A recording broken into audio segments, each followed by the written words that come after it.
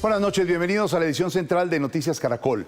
La unidad investigativa de Noticias Caracol tuvo acceso a los chats que le entregó a la justicia Sneider Pinilla, ex subdirector de la Unidad de Gestión de Riesgo y hoy testigo en el más grave escándalo de corrupción que salpica al gobierno de Gustavo Petro. Pues esas conversaciones revelan la estrategia que presuntamente dirigió el ministro de Hacienda, Ricardo Bonilla, para comprar votos en el Congreso. Varios de esos chats son del propio ministro Bonilla con Sneider Pinilla. También en esos chats que ustedes están viendo se leen conversaciones de Pinilla con la asesora del ministro para que les cumplieran a los congresistas supuestamente beneficiarios de contratos que superan, escuchen bien, los 92.000 millones de pesos. Incluso la asesora del ministro de Hacienda le entregó a Pinilla los contactos de los congresistas elegidos y este les ayudó a redactar las propuestas para asegurar esos desembolsos. A juzgar, Malú, por lo que ustedes van a ver a continuación, el rol del ministro Bonilla en este entramado parece mucho más comprometedor de lo que hasta hoy se había conocido. Sneider Pinilla Álvarez, protagonista del escándalo de corrupción en la Unidad de Gestión de Riesgo, le entregó a la justicia las pruebas que, según él, salpican al ministro de Hacienda, Ricardo Bonilla, y a 5 congresistas y un excongresista en una presunta operación de compraventa de apoyos políticos del gobierno a cambio de contratos públicos.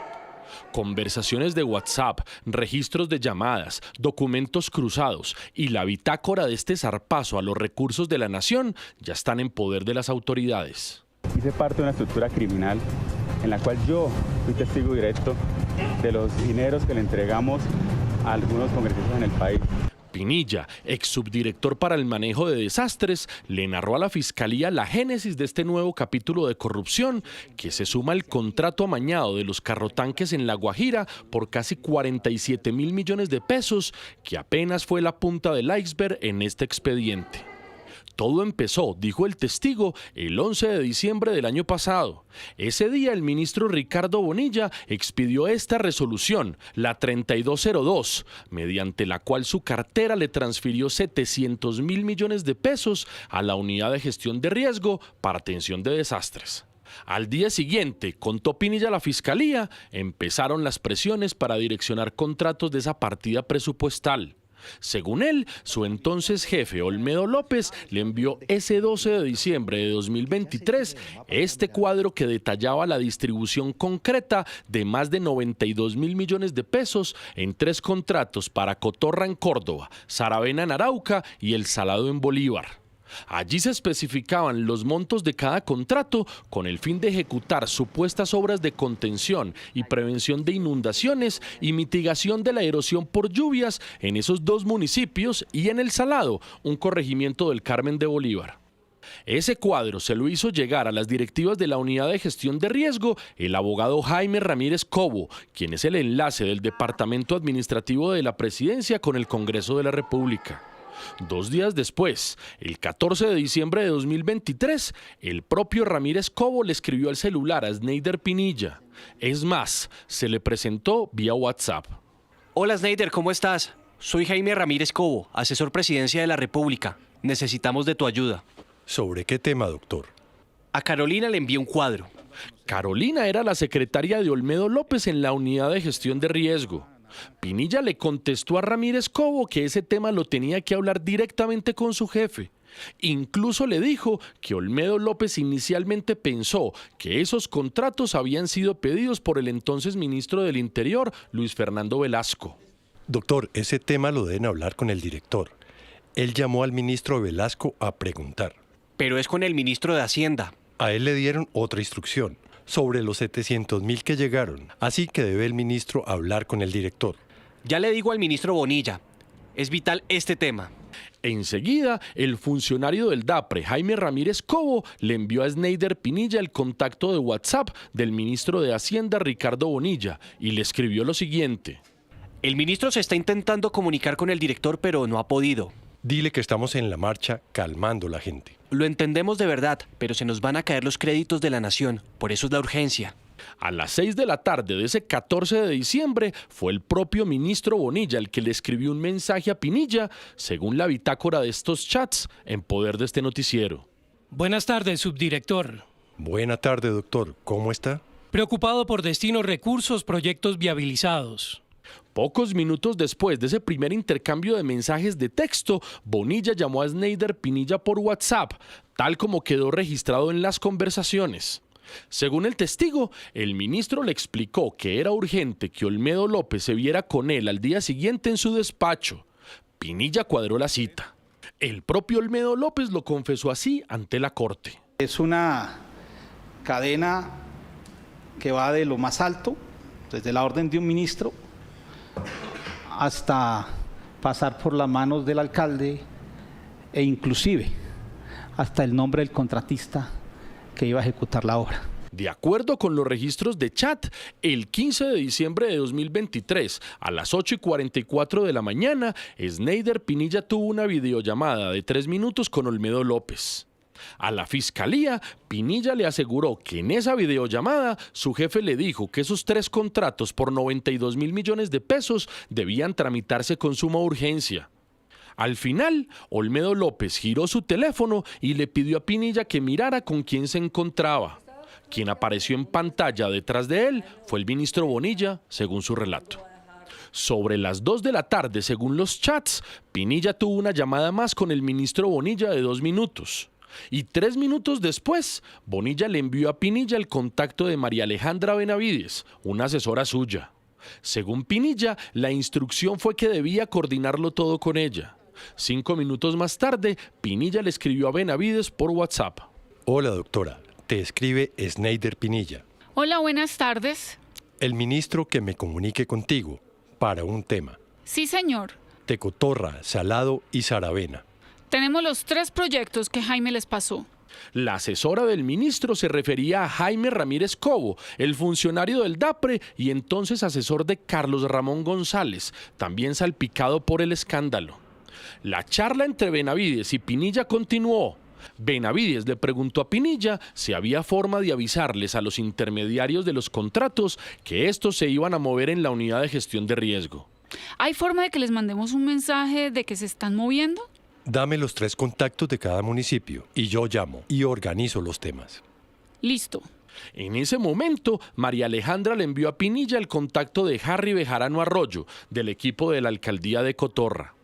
Ese es de Cotorra. ¿Es posible que nos ayuden llamándolo ya? Ya lo llamo. 6 minutos después, Sneider volvió a escribirle a la asesora de Bonilla. Ya hablé con él. Ya le dije qué tiene que hacer. Perfecto. Ya te paso los otros 2 contactos. Según la conversación, el intermediario en Saravena era un hombre identificado como Camilo Díaz. Y para el proyecto del Salado, el contacto fue directamente con el entonces alcalde del Carmen de Bolívar, Carlos Torres. Benavides le dio a Pinilla los números celulares de cada uno de ellos. Pinilla de inmediato se comunicó con los 3 contactos que la asesora del ministro Bonilla le dio para acelerar los trámites burocráticos. Casi una semana después, el 21 de diciembre de 2023, María Alejandra Benavides reapareció y le pidió a Sneider Pinilla reporte sobre el avance en estos 3 contratos.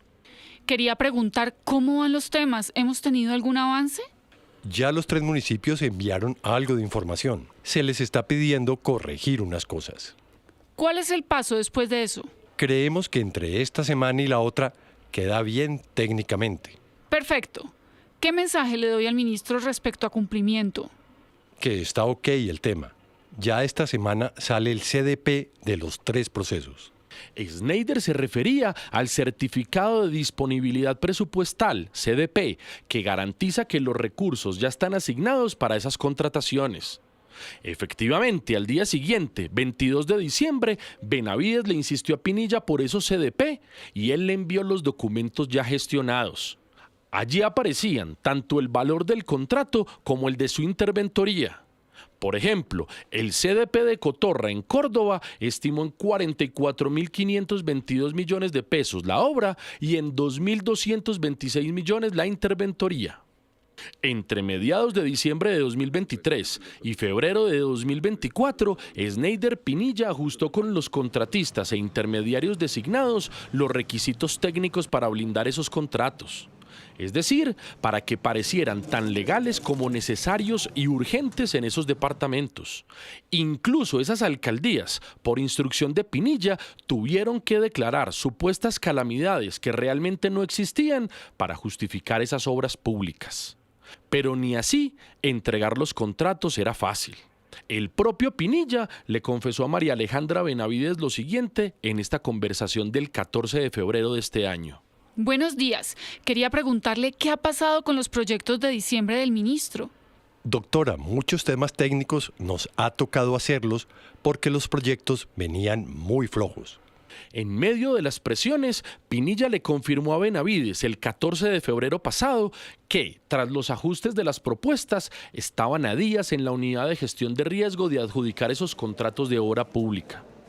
Pero justo esa semana, la periodista Paula Bolívar de la W Radio y la unidad investigativa del Tiempo publicaron las primeras revelaciones del escándalo de los carrotanques en La Guajira.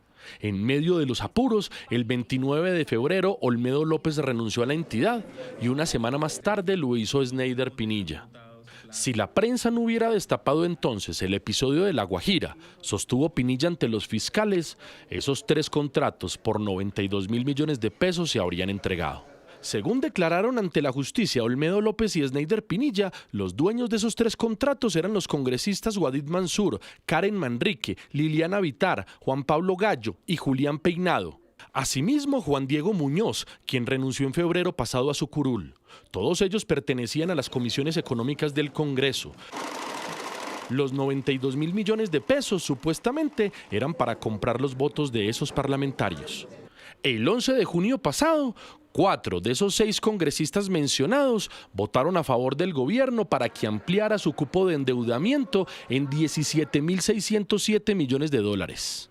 Un proyecto que impulsó directamente el ministro de Hacienda, Ricardo Bonilla. Manrique Olarte Karen, sí. Mansur Inbed Guadid, sí. Peinado Ramírez Julián, sí. Vitar Castilla Liliana Esther, sí. Los 6 parlamentarios señalados han asegurado que son inocentes, pero seguramente tendrán que dar explicaciones ante la Corte Suprema de Justicia. La confesión de Olmedo López a la Corte, revelada por este noticiero ayer, y los chats de Sneider Pinilla que revelamos hoy, muestran la filigrana de un escándalo de corrupción que apenas empieza. Olmedo López lo resumió así de crudamente en su declaración ante la Corte. Sé que hoy la izquierda, mis declaraciones aquí en la Fiscalía lo toman como una traición. Pero como lo dije en una declaración, nos equivocamos. Llegamos a cambiar y en unas órdenes nos cambiaron. El próximo 25 de julio, Olmedo López y Sneider Pinilla serán imputados por la Fiscalía por estos hechos. Sin embargo, hay muchos nombres más de protagonistas del escándalo que todavía siguen pasando de agache. Igual que en el informe de ayer, cuando revelamos la diligencia de Olmedo López ante la Corte Suprema, hoy buscamos a quienes aparecen en los comprometedores chats que Sneider Pinilla entregó a la Fiscalía como parte de su matriz de colaboración. Ningún funcionario quiso referirse públicamente al contenido de estas conversaciones. Los contratistas señalados no contestaron los mensajes de Noticias Caracol. Nuevamente buscamos al ministro de Hacienda para preguntarle puntualmente sobre los chats. Nos dijo a través de un asesor, como ayer, que solo se limitaría al mensaje que publicó en su cuenta de X. En ese mensaje, Malú aseguró que, abro comillas, es inocente y que lo demostrará con pruebas y argumentos. Señaló además que seguirá cumpliendo con sus obligaciones como titular de la cartera de Hacienda.